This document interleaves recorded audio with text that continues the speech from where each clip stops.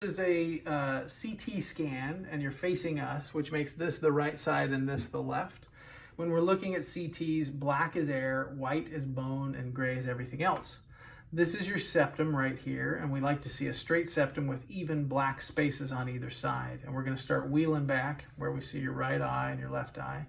You'll notice that your forehead sinuses look different because the left one has black air the way it's supposed to, and the right one is full of mucus. That's what I'm talking about. It's blocked up and can't really drain there. And then as we go back a little further, you can see that your septum sort of sweeps a little bit over toward this left side, and then it starts filling up, and then it's all full of gray on that right side of your nose for the rest of the time. You can see all that gray. This sinus is backed up. Notice air on the left, but the right one has all this mucus and junk. And then you got this tumor that's actually bowing out the middle wall, the septum, the wall between the two sides, that's pushing it out, so it's kind of curved away. It's filled up all this space, and then as we look along the base of your skull, you can see it gets a little bit moth-eaten, just a little thin along the base of your skull here under your brain. The radiologist measured here. You can see just ghosted in there, probably better there, kind of.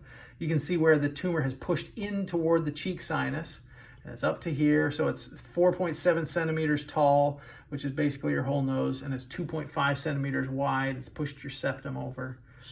Yeah, and then right there is where the, you got kind of an erosion of the base of your skull where you can see here, there's just not much bone between your brain and your nose there. This thing has worn it away, right? And that's like I said, what I saw, there's just no bone at all between your eyes all the way underneath your brain right there. And the bone next to your eyes has worn away too. Usually there's bone all the way around the eye and all the way under the nose, and all of that has been worn away. So is this gonna deform me after surgery and stuff, or bring me back to normal? No, shouldn't deform you. But here's another instance of, you see, you're supposed to have bone all the way around here, and there's just all these Swiss cheese holes all the way around where it's eroded it away, right? Not terrific. So, and like I said, when I first saw that, I'm like, oh crap, that might not even be a surgical case anymore, because I don't know if I can get that tumor out if it's in her brain. But then we got this MRI, and it's actually loads better. So I think probably this is a nice way to look at it. This is a slightly different scan, still facing us. It makes kind of fluid light up so you can see your eyeballs there, right? So things that are kind of bright white are just fluid. So you can see this is all this junk in your cheek sinus. That's just mucus, right? Mm-hmm. Notice the difference. Your tumor's sort of grayish. Do you see the difference there? And same thing up in your forehead. You see how that's just white, right? So there's no tumor in your forehead sinus. It's just blocked mucus that can't get out. There's mucus here. All this crap is mucus, but then your tumor starts here, and as we wheel back, you can see the tumor gets pretty big. You see how it bows in like we saw on the CT scan. It's pushed right up against your eye here, and it curves under here. But notice what it isn't doing is violating your brain. Do you see this nice little contour here?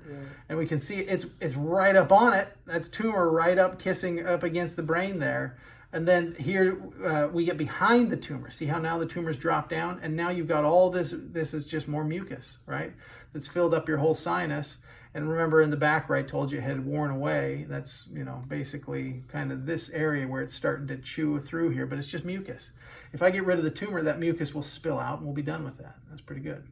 Now, the only obnoxious thing about this is that spot I told you about where, we have bone underneath the brain here, but you can see that if I make a couple of clicks here, now there's no line here. And now the mucus is kind of pushing in right up underneath your brain. It's actually pushing the brain up a little bit in places, meaning that the bone is gone there. It is now just mucus and so it just ate it. Yeah, it just wore it away by pressure.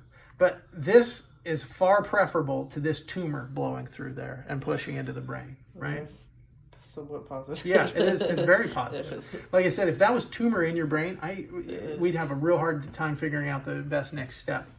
Whereas this, like I said, I think I can get your tumor out and that mucus will come down. The only problem then is I'll be looking at the underside of your brain through your nose.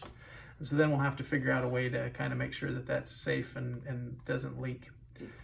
So that could create something later? Yeah, it just makes life a little more complex as we're trying to figure out what to do. This is another good shot of that. See all this mucus that's pushed up there? Yeah. Right? So it's right up, pushed up under your brain. It's all filling all this space back here. This is the actual tumor proper right here. Shit.